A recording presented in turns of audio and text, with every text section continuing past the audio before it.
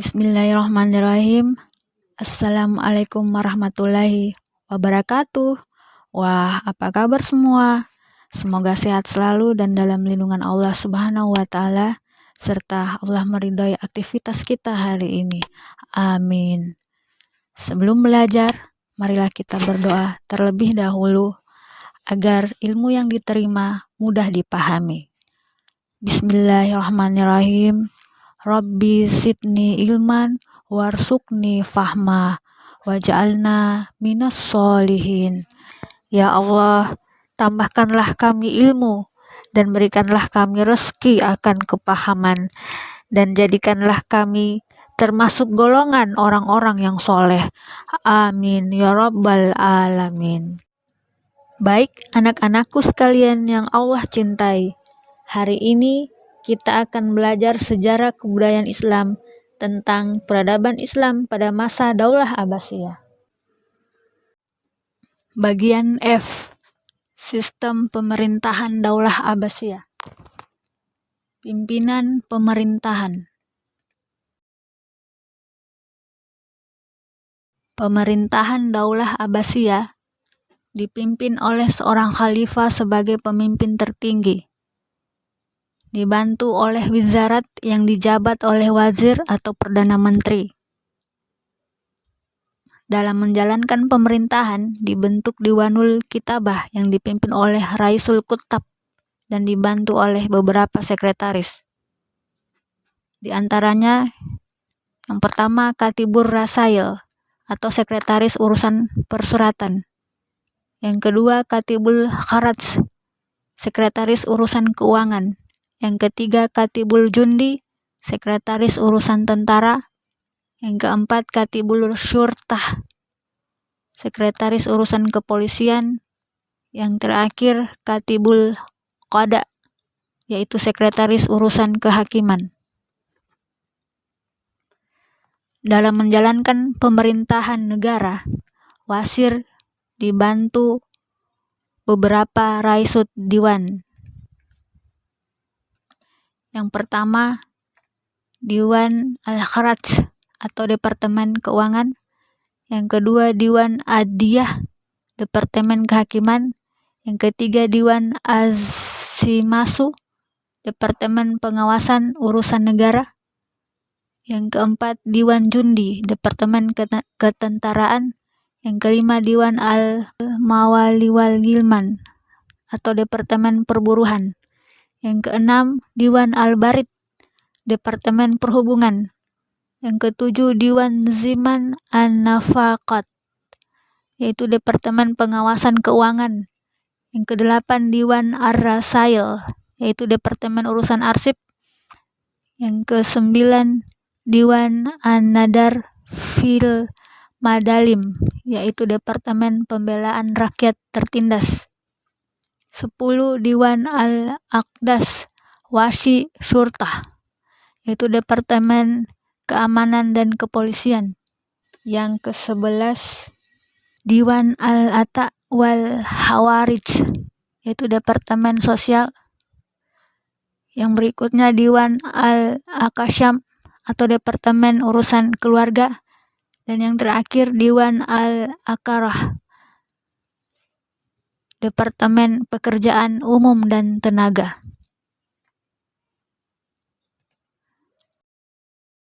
Wilayah.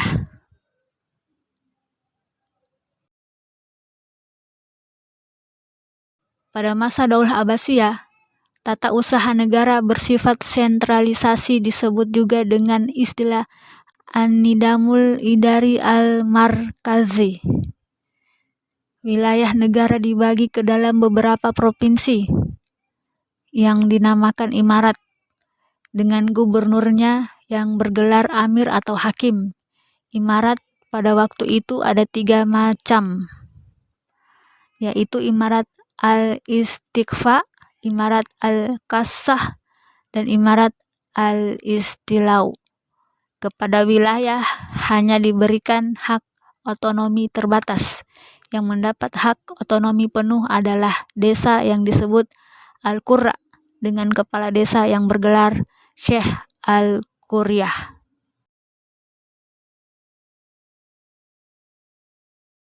tanda kebesaran dan kehormatan.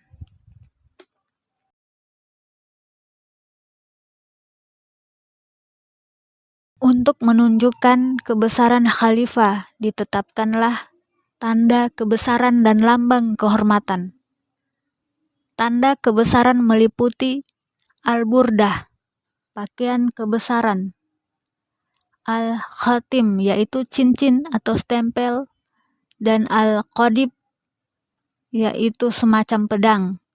Lambang kehormatan meliputi al-kutab, yaitu pembacaan doa bagi khalifah dalam khutbah Jumat, asyikah, yaitu pencantuman nama khalifah atas mata uang, dan at-tiraz, yaitu lambang khalifah yang harus dipakai oleh tentara, polisi, dan para pejabat.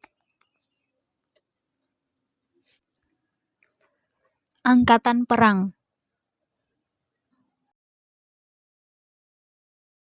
Pada masa Daulah Abbasiyah, struktur kemiliteran sudah tertata di bawah Diwan Jundi, terdiri dari angkatan darat dan angkatan laut.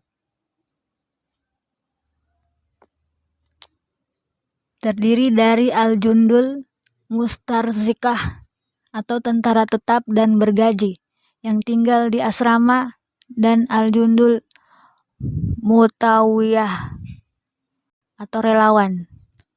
Kesatuan tentara pada masa itu terdiri dari arif atau membawahi 10 prajurit, naqib membawahi 10 arif, qaid membawahi 10 naqib, dan amir membawahi 10 qaid. Baitul Mal.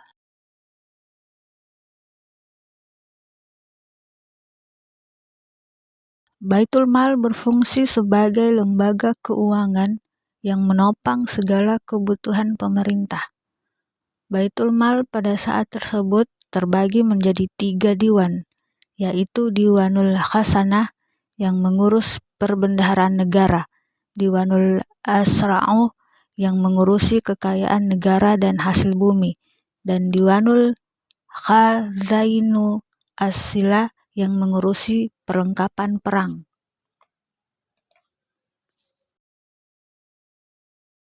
Kehakiman.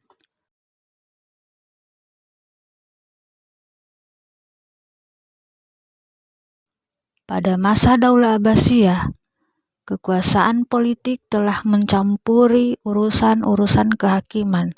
Para hakim tidak lagi berijtihad dalam memutuskan perkara, tetapi mereka berpedoman saja pada kitab-kitab mazhab 4 atau mazhab-mazhab lain.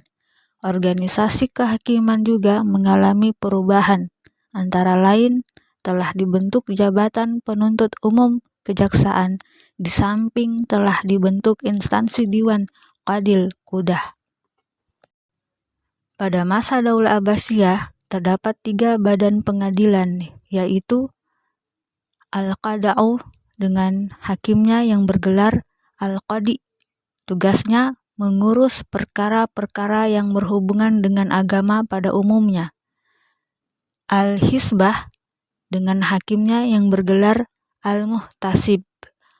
Tugasnya menyelesaikan perkara-perkara yang berhubungan dengan masalah-masalah umum dan tindak pidana yang memerlukan pengurusan segera.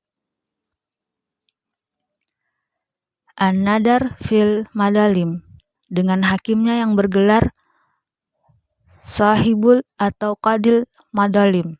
Tugasnya menyelesaikan perkara-perkara banding dari kedua pengadilan pertama, Al-Qada'u dan Al-Hisbah.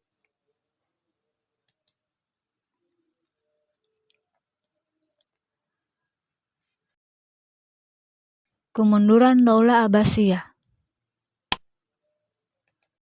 Faktor internal.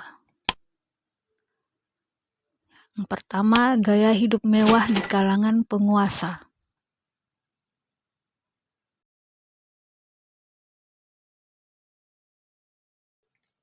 Gaya hidup mewah di kalangan penguasa.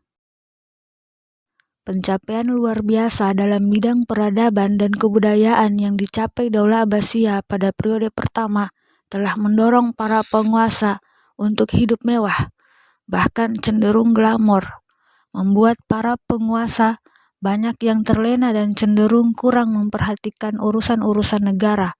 Hal ini menjadi awal mula melemahnya kepemimpinan dalam pemerintahan Daulah Abbasiyah.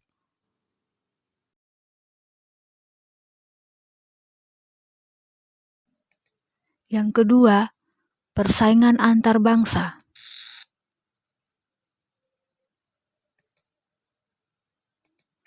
Persaingan antar bangsa. Orang-orang Persia masih merasa tidak puas atas posisi yang didapatkan dalam pemerintahan Daulah Abbasiyah. Mereka menginginkan sebuah daulah dengan khalifah dan pegawai dari Persia pula. Bangsa Arab beranggapan bahwa darah yang mengalir di tubuh mereka adalah darah istimewa, dan mereka menganggap rendah bangsa non-Arab di dunia Islam. Setelah Mutawakil naik tahta, dominasi tentara Turki tak terbendung lagi. Sejak itu, kekuasaan Daulah Abbasiyah sebenarnya telah berakhir. Kekuasaan berada di tangan orang-orang Turki. Posisi ini kemudian direbut oleh Daulah Buwaih, bangsa Persia pada periode ketiga, dan selanjutnya beralih kepada Daulah Saljuk pada periode keempat.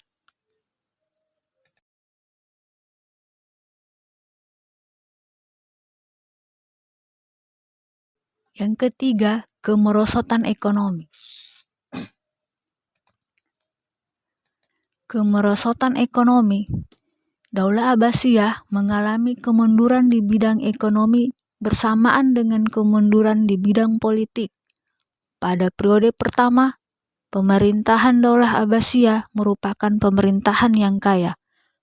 Pendapatan yang masuk lebih besar dari pengeluaran, sehingga Baitul Mal penuh dengan harta. Setelah Daulah Abbasiyah memasuki periode kemunduran, pendapatan menurun, sementara pengeluaran semakin meningkat lebih besar. Menurunnya pendapatan tersebut disebabkan oleh semakin menyempitnya wilayah kekuasaan. Banyaknya kerusuhan dalam negeri mengganggu perekonomian rakyat. Diperingannya pajak dan banyaknya daulah-daulah kecil yang memerdekakan diri dan tidak lagi membayar upeti.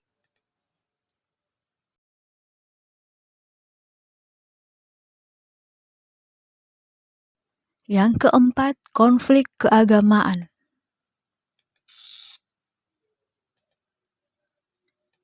Konflik keagamaan. Persoalan fundamental dalam kegiatan keagamaan juga ikut berperan dalam menambah beban persoalan pemerintah. Fanatisme keagamaan berkaitan erat dengan persoalan kebangsaan. Konflik yang dilatar belakangi agama tidak terbatas pada konflik antara Muslim dan Zindik atau Ahlus Sunnah dengan Syiah saja, tetapi juga antar aliran dalam Islam. Munculnya perbedaan pendapat yang tidak terselesaikan memicu konflik yang berkepanjangan.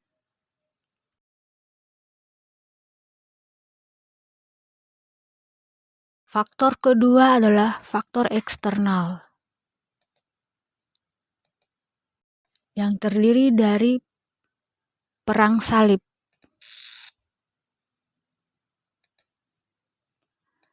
Perang salib. Perang salib yang berlangsung beberapa gelombang atau periode dan menelan banyak korban. Perang salib adalah perang yang dilancarkan oleh tentara-tentara Kristen dari berbagai kerajaan di Eropa Barat terhadap umat Islam di Asia Barat dan Mesir. Dikatakan perang salib karena tentara Kristen membawa simbol salib dalam memerangi umat Islam di berbagai wilayah.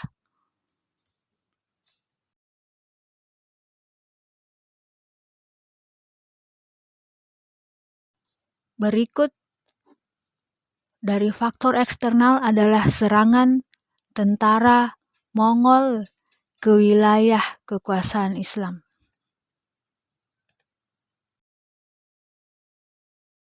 Serangan tentara Mongol ke wilayah kekuasaan Islam. Pada sekitar tahun 1257, Hulagu Khan mengirimkan ultimatum kepada Khalifah agar menyerah dan mendesak agar tembok kota sebelah luar diluntuhkan. Tetapi Khalifah tetap enggan memberikan jawaban. Pada tahun 1258, Hulagu Khan menghancurkan tembok ibu kota. Sementara itu, Khalifah Al-Mu'tasim langsung menyerah dan berangkat ke tempat pasukan Mongolia. Setelah itu, para pemimpin dan fuqaha juga keluar. 10 hari kemudian, mereka semua dieksekusi. Hulagu berserta pasukannya menghancurkan kota Baghdad dan membakarnya. Terbunuhnya Khalifah Al-Mu'tasim telah menandai babak akhir dari kepemimpinan Daulah Abbasiyah di Baghdad. Sekian dan terima kasih. Semoga video ini bermanfaat. Akhirul kalam, wabillahi taufiq wal hidayah. Assalamualaikum warahmatullahi wabarakatuh.